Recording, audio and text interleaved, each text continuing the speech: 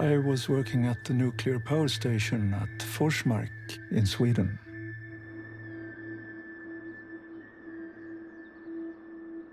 If you want to go into the controlled area, you had to put yourself in a monitor that checked if you had any radioactive contamination on you. This was just a normal procedure, but this morning the alarm went off. No one could get through because the alarm went off all the time. I didn't think it was really real. So I asked one of the guys who stood in the queue to borrow a shoe and started an analysis of it. The rate by which the peaks rise tells you about the radioactivity, and this time it was just... It was terrifying. The alarm went off to evacuate the station. At first, the Swedes thought that they had had a nuclear accident. Later, Swedish scientists determined the origin was somewhere in the Soviet Union.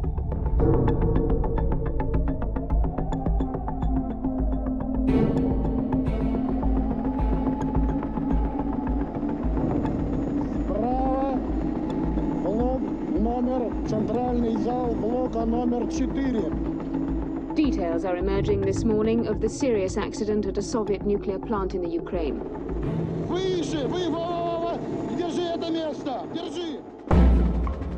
It's being called the worst nuclear accident in history.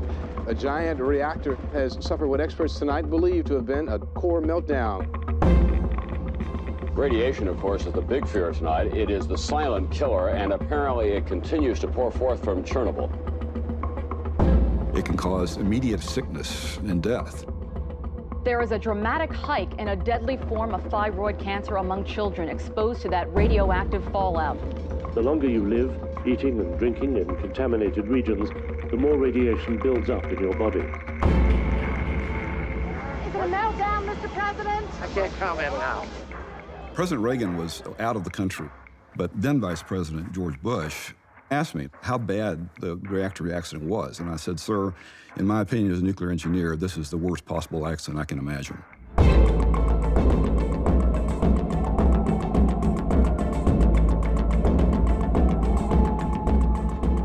There were incredible acts of bravery and heroism, sacrifice, and extreme patriotism. We lost our friends. We lost our neighbors. So many young people died. How do we actually understand what has happened if the Soviets won't tell us? This was a global disaster. Hundreds of millions of people wanted to know, am I in danger? Is the food safe to eat? And the Soviets were quiet. This was an unchecked nuclear core meltdown.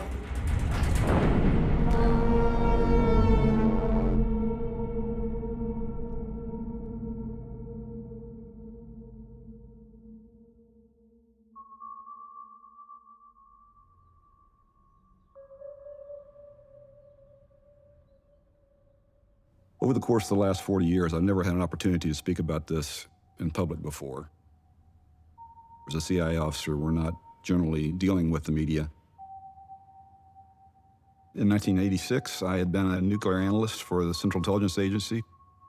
I was 27 years old. I'd been working for the CIA for 4 years. I remember coming back from lunch on the Monday, April 28th, and the Soviets finally did acknowledge that there was a problem. They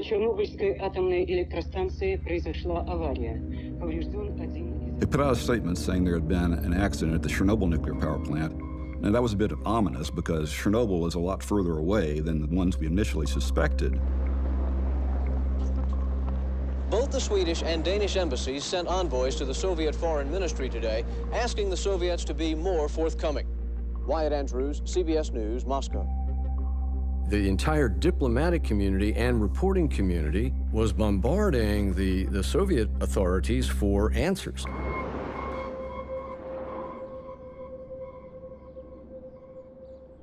We set out immediately to start tasking the resources that we had to learn more about it. Of course, we tasked the overhead reconnaissance satellites, which was not nearly as ubiquitous as they are today. So we had to go out and provide a justification to get the satellite picture. We kind of sold the ideas that, well, we might see emergency response crews and that sort of thing. The next morning, our senior nuclear power analyst got an excited call from the photo interpreters and said, the reactor's blown up, just like you said. And our reaction was, no, we lied about that. It couldn't have done that. That doesn't happen to reactors. The images showed that the building was completely destroyed. As a nuclear engineer, I was astounded that the thing would have exploded in that manner, and that you would have this vast destruction. That kind of nuclear core explosion had never happened before. That emission of radiation had never happened before. That was horrifying. Идет монтаж атомного реактора. А дальше новый рубеж. Soviet propaganda had spent years insisting that the USSR's nuclear technology led the world. Construction began on the Chernobyl power plant in 1970. By 1986, there were 4 reactors online. One of the unique things was their extremely large physical size, much larger than similar reactors in the West. Each of the reactors produced 1,000 megawatts of electricity, which was enough to provide power to around 1 million modern homes. The plant was located to the northwest of Kyiv, around 800 miles from Forsmark in Sweden, where radiation from the accident was first detected in the West. You have an enormous plume of radioactive material is coming across Europe. So we knew that because of the great distances and the amount being received at those distances, this must be a very large release. It's hard to quantify the effect that these radioactive isotopes might have on your body and on your health. Even at lower levels, it can cause long-term effects like cancer that may show up years later.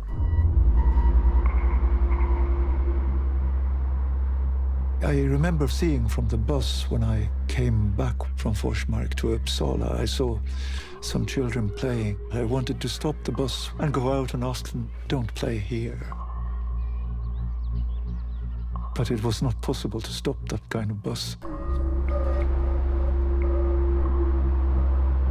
No one knew what that level of radiation spewing into the air would do to the atmosphere and how far the contamination would spread and how dangerous that might be. At Forsmark, we spoke a lot, everybody in the control room. The main thought was, what was it like to be in Chernobyl? In a power plant that had suffered such a fate.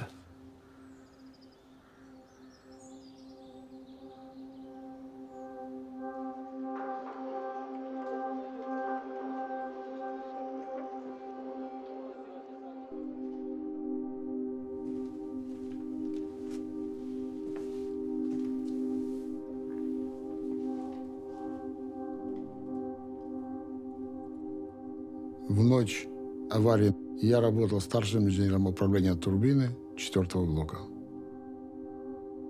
Мне было 28 лет.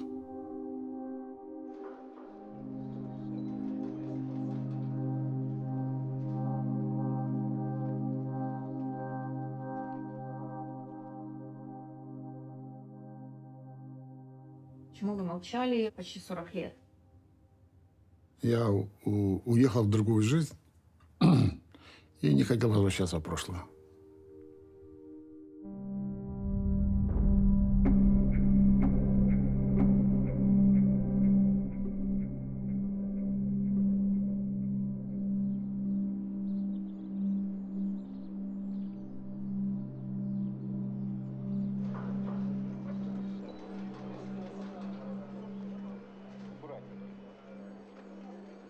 На работу приезжали примерно за полчаса до начала смены.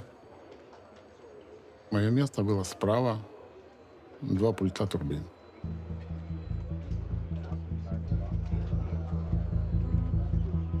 Сразу после как приняли смену, начали готовить эксперимент. Reactor number 4 was scheduled to be shut down for routine maintenance, and the operators were taking the opportunity to conduct a long-delayed safety test. Ironically, the experiment was intended to allow them to have better reactor safety in the event of a loss of power.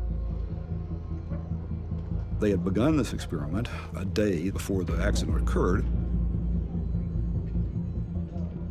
Unfortunately, the experiment was interrupted by the grid controller who needed more electricity, so that the shutdown was prolonged. The delay meant that the test had to be conducted by the midnight shift. Я не знал, что будет проводиться эксперимент. Никто нам об этом не доколол. Начальник смены блока позвал меня. Он объяснил, что мы будем делать, в какой последовательности. Alongside Igor Kirschenbaum, the two members of the shift directly responsible for enacting the test were Alexander Akimov, the head of the shift, and Leonid Toptonov, controlling the reactor directly. The reactor was infamously unstable during the process of shutdown. Toptonov was not very experienced. He would be overseeing the shutdown of a nuclear reactor for the first time in his career. Когда переходные режимы, пуски, остановы, вот тут, мягко выражаясь, бегали, и чувствовалась обстановка нагнетенная.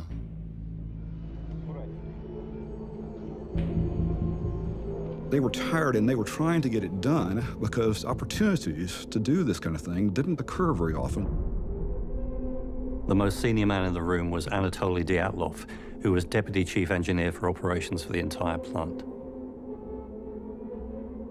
There had been several disagreements about the test protocol, and the test had been delayed so long that part of the crew were threatening to leave. Dyatlov, who was never a good-tempered individual, had been awake for almost 24 hours. The last thing that Dyatlov said to Akimov before the test began was, "What are you waiting for?"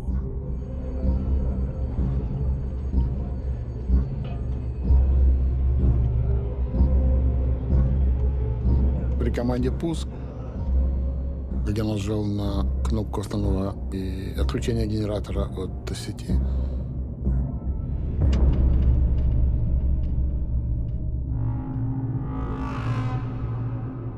For the final step of the test, Toptonov pressed the AZ5 scram button to shut the reactor down.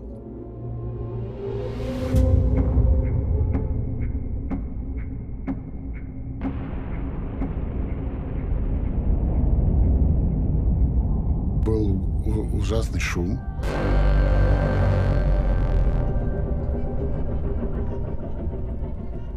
Что-то случилось, а что, никто не мог знать.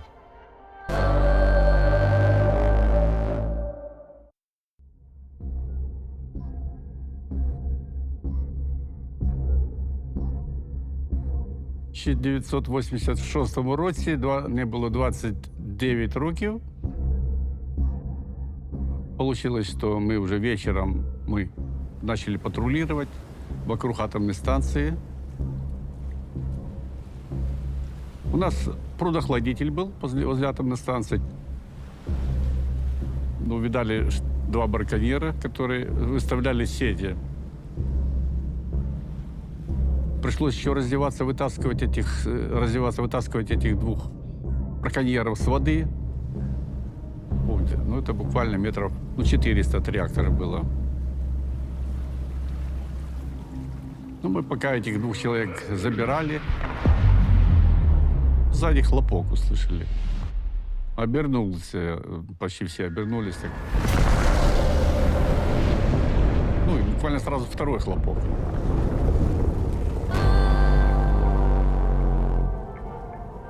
Гром, пыль, которая садится с потолка. Мигает свет. Включается аварийное освещение. Смотрю, такое облако над нами покружилось. Ну, типа пепла какого. Подняло очень сильно. At that moment, the radiation warning lamps on the wall of the control room turned from green to red. Проехали 200 метров и стали напротив 4-го энергоблока. Я говорю, господи, что осталось от здания? Снесло, половину обрезало его так.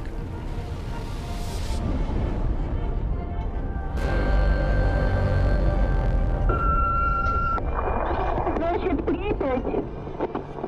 Алло. 3-й, 4-й блок. 4-й блок. В результате взрыва. Горит крыша. Горит крыша. Начали поступать всякие сообщения. Привели паренного человека. Это был Шашанок. Vladimir Shashanok, who was monitoring the turbines, was engulfed in radioactive steam. Весь мокрый и стонал. Его увезли. Потом он умер. Дятлов тоже приходил и все время говорил, я не понимаю, что произошло. There was no doubt, complete confusion in the control room. All they knew that something was wrong, but they didn't know what it was. They certainly didn't believe that the reactor could have been destroyed. The Chernobyl power plant was laid out around a long central corridor. The 4 reactors in a line. Each of the reactors had its own separate control room, and each of the control rooms was separated from the reactor hall by many thick concrete walls. Reactor 4 had been obliterated, taking with it all of the sensors and equipment that was supposed to communicate to them what was happening inside the reactor core. So they were completely in the dark.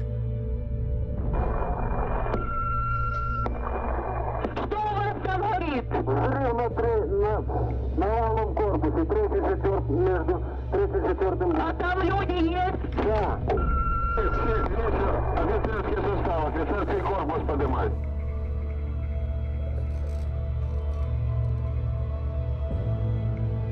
Еду, когда так смотрю, такое пламя, такое, как свечка горит. Зарево этого столба прямо в небо бьет. For these firefighters, this was something like they'd never seen before. The strange glow coming from the reactor core meltdown. Виїжджаємо на мост, я побачив такого зарево. І от Юра Хілько каже, ну, хлопці, дорога в один кінець. Я говорю, як в один кінець? Я говорю, ти що, не бачиш, що робиться? Ми, говорю, назад не вернемося. Those firefighters put their lives on the line, very much like the firefighters at the World Trade Center on 9/11. I mean, they knew what they were getting into, and they went and did it anyway.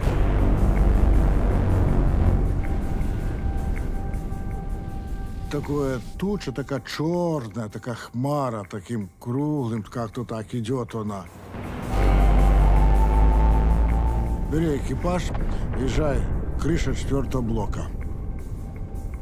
Будинок, ну, як буде розгорнено повністю такими кусками. Там бетон лежить, там рахвіт лежить. Ось таке, як наче, пламя таке. Трудностей трошки було в нас, що не могли овладеть обстановкой. Мы же не знали, сколько на мне радиации.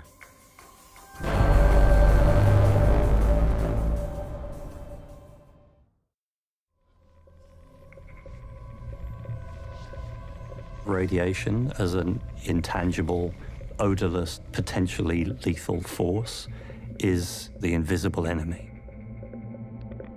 The most frightening and lethal form of radiation is gamma rays, which will pass straight through the body like a fusillade of machine gun bullets, tearing apart the body at the cellular level, damaging DNA as it goes. Those can cause fatal injuries even from a very great distance, and cannot be stopped by anything short of thick sheets of lead or massive concrete blocks. In the immediate aftermath of the accident, pieces of the reactor itself were emitting fields of radiation of thousands of Rontgen an hour, enough to cause a fatal dose to anyone who stood nearby for a matter of minutes. У нас ні мазок не було, ні.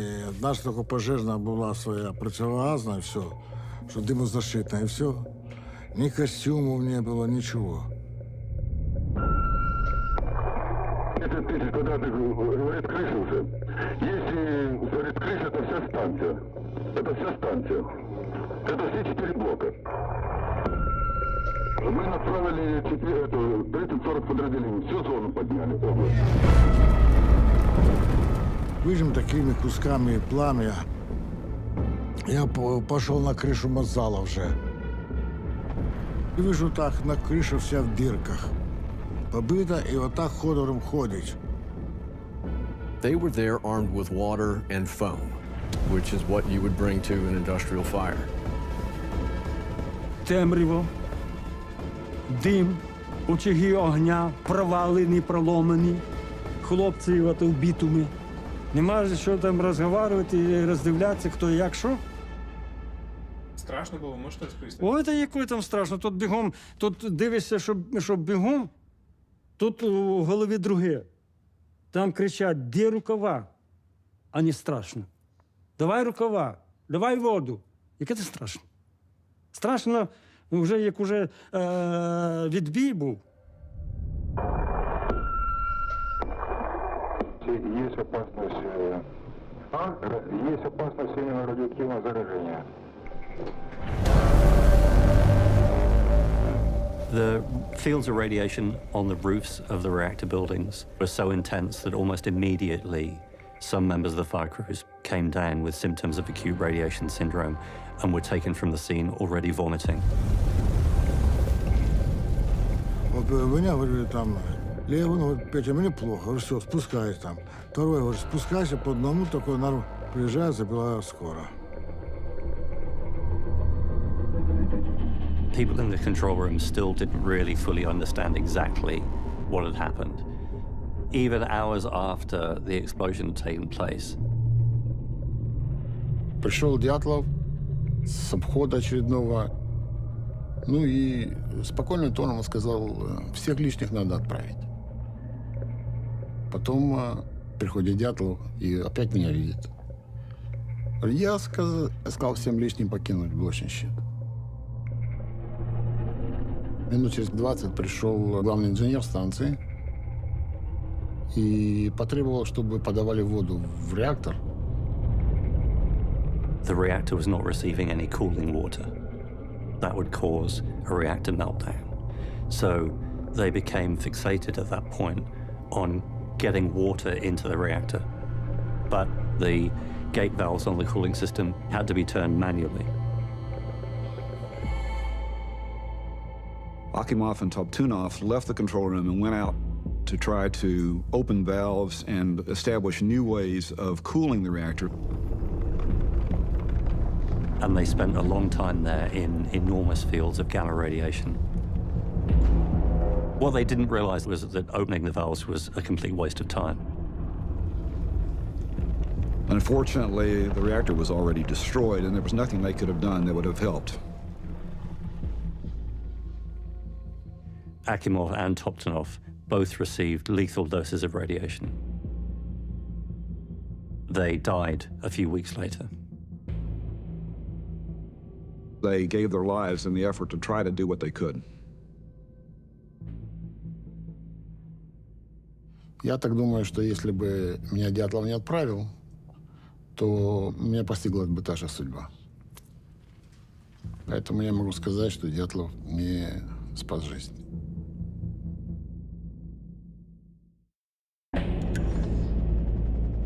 On the morning of April 26, the fire in the roof of the reactor building had been extinguished. The firefighters saved reactor building 3 and the rest of the complex. And I have nothing but admiration for these firefighters, many of whom died in the days and weeks to come.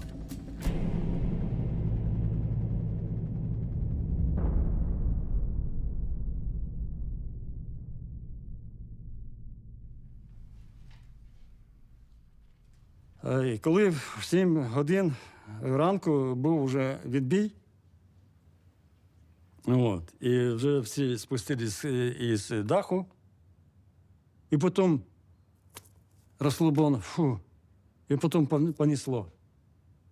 Вы меня ожали на ногах, вот так, вот. Потом как-то так мне плохо стало, я упал. Что так потом. Потом я уже очнулся, уже в больнице в Припяти. Among the firefighters who went to the roof of Unit 3, several received lethal doses of radiation. Хреново. І кожен друг за друга живий чи не живий, живий чи не живий. Той там лежить, то там лежить. Ці пожежники були перші, то вони взагалі, як говорять, як м'ясо печене було таке.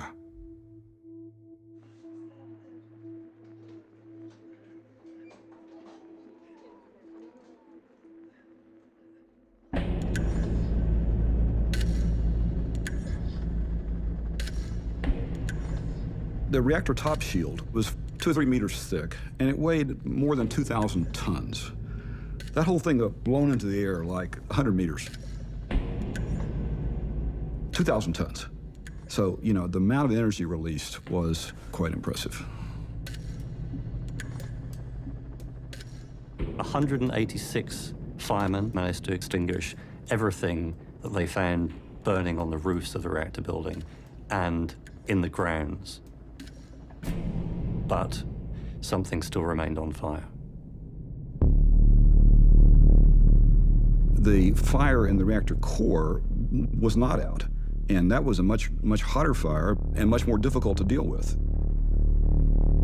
All this radioactive material is coming up in the plumes of smoke where it can be transported around the site and ultimately to other countries and other places around the world.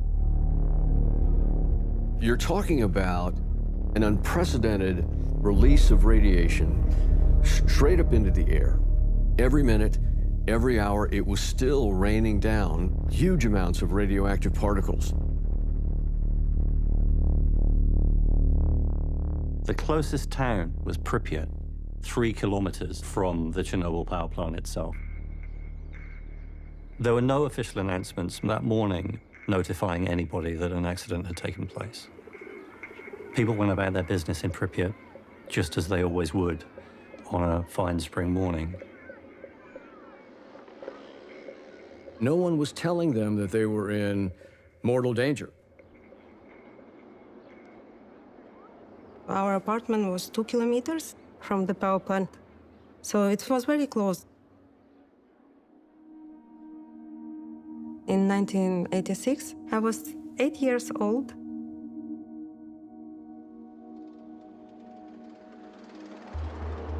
Pripyat was built to serve the power plant. It was a happy city, I would say. Many children, many flowers. They planted lots of roses. I was photographed in front of them for the town brochure.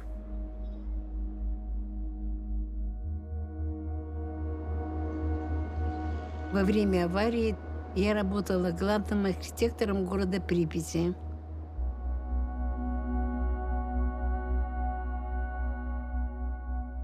будем говорить, предназначение, как главного архитектора города, видеть город будущего.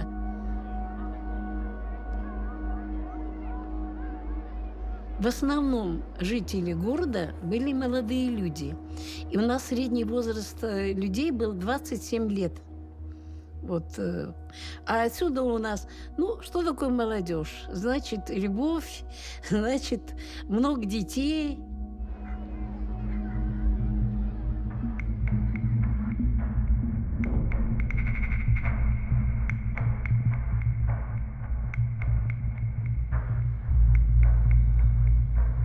We woke up as normal, and as usual, we went to school. Soviet schools were open on Saturday morning, so everybody who was present was exposed to radioactive contamination. Before the accident, we never talked about safety measures. The power plant was perceived as the safest thing. No one would ever consider that something dangerous may happen.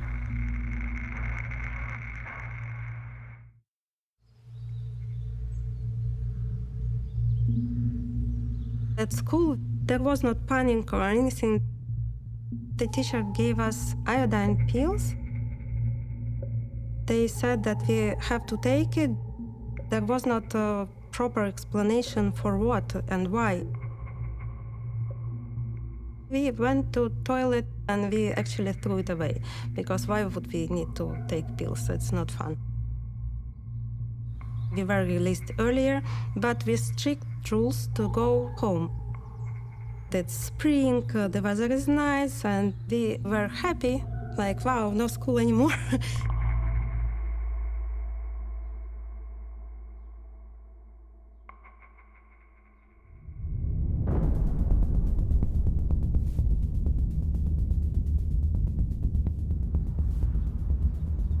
At around 9 o'clock on Saturday morning, officials from the local government were summoned to a meeting at which it was explained that everybody should go about their business as normal, and above all, no one should panic.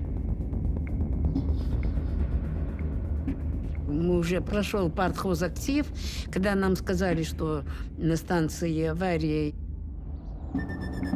Кто-то задал вопрос, что насколько безопасно находиться в городе. Никто ничего не говорил насчет уровня радиации. Radiation readings were being taken by Soviet troops who spread out around the city. Ну, я говорю, а какие там уровни? Говорю, что там делается? Они говорят, нормально. Film footage shot in Pripyat on the 26th and 27th of April bears bright white flashes that appear to be the result of radiation striking the film.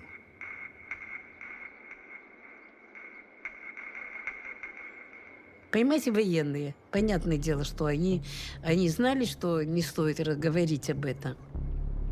Поэтому особо народ, будем говорить, с детства, со сталинских времен привык держать ротик на замочек. The Soviet authorities wanted to keep everything that happened at Chernobyl as secret as possible. They placed police roadblocks around the city of Pripyat, and quite quickly the KGB cut off the telephone lines so that nobody could even phone out. The Soviet response to any kind of problem was to try to cover it up until they could figure out something to do. As the scale of the disaster became increasingly apparent, responsibility for dealing with the accident was escalated to Moscow.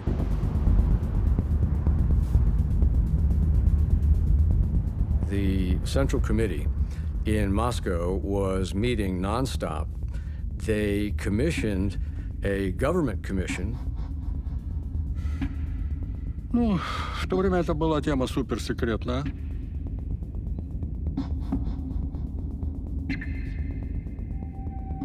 Все, что касалось, скажем так, тематики, связанной с атомными делами, оно не подлежало разглашению. Sklarov was a senior government minister. who answered directly to the head of the Communist Party of Ukraine. He was part of the first wave of senior government officials sent to the plant to find out exactly what had happened and clean up the consequences. Я был на всех заседаниях комиссии без исключения.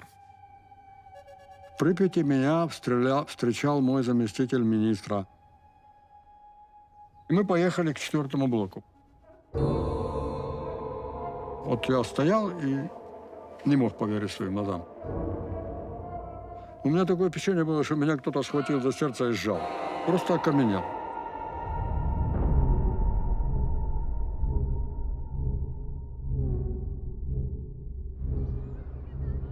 If you take yourself to 2 o'clock, it's unbelievable what the Soviet High Command knew.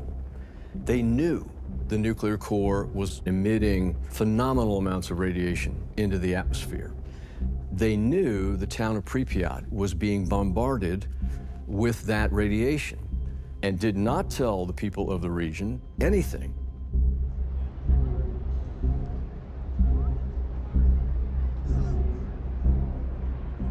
Мамі казали міські власті, що ніякої паніки, все заплановане по місту проводить, і свадьбу проводить.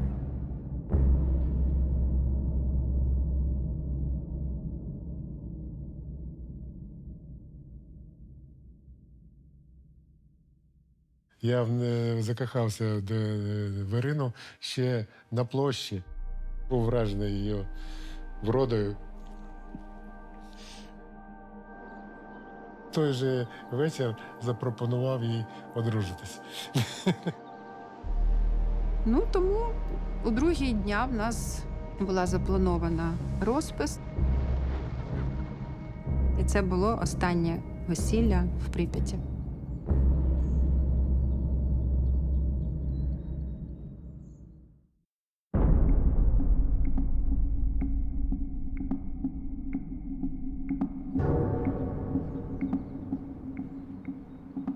On the afternoon of the 26th. The members of the government commission arrived completely unprepared for what they found there. Заседали в кабинете секретаря горкома. Меня очень поразило то, что в составе комиссии специалистов, которые бы могли в этом разобраться достаточно быстро и уверенно, не было. В сущности, в этом составе не было ни одного специалиста-атомщика. There was miscommunication between what was going on in Moscow and what was going on in the scene. There was not a lot of honesty and there was a lot of friction in the system, and so I think that hampered the response initially. We saw this in terms of the delay in evacuating the towns. The members of the government commission were arguing about whether or not they should evacuate the population of Pripyat. This is principally driven by the need for secrecy, because they didn't want word of what had happened to leak out, along with members of the population leaving the area. Никаких признаков того, что какая-то произошла такая серьезная, ничего не было абсолютно. Абсолютно нормальная жизнь. Кто-то справлял свадьбу, где-то я видел.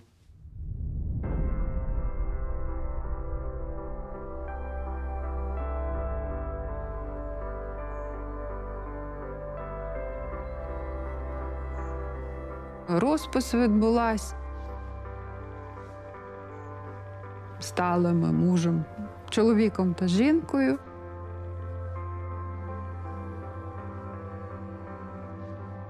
Ми мали танцювати перший шлюбний танець, вальс.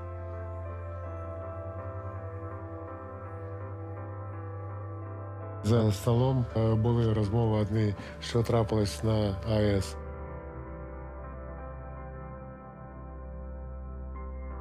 The radiation situation in Pripyat grew gradually worse as the day wore on. So by the evening, there were extremely high radiation readings being taken. Word was beginning to reach people in the town that something had happened, but the scale of the accident was not apparent really to anyone. А ми пішли на цю квартиру втомлені, але щасливі. Цей мій букет, що в мене був, троянди, вони всі так засохли і просто як згоріли.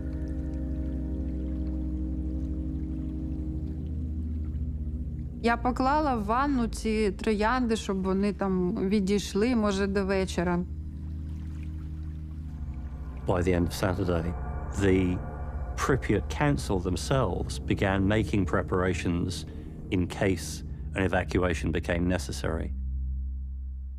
Мы посчитали, разделили на число, и получилось, что нам должны были в Припять приехать до 1500 автобусов.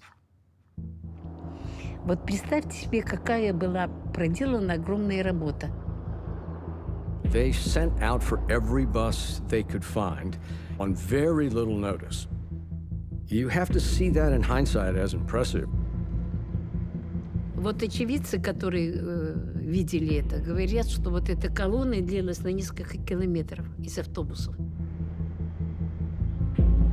By the end of Saturday evening, the head of the Government Commission still refused to sanction an evacuation or inform the population about what was happening.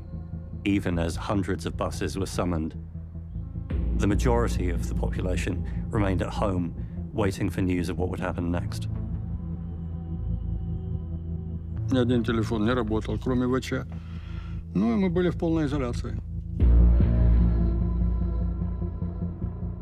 I remember there was an unusual view on the power plant. And I said, Mom, is it on fire? She was a little bit rough, saying like, shut up. And I understood like, oh, something really is going on. But we just went to bed like it was a normal Saturday night.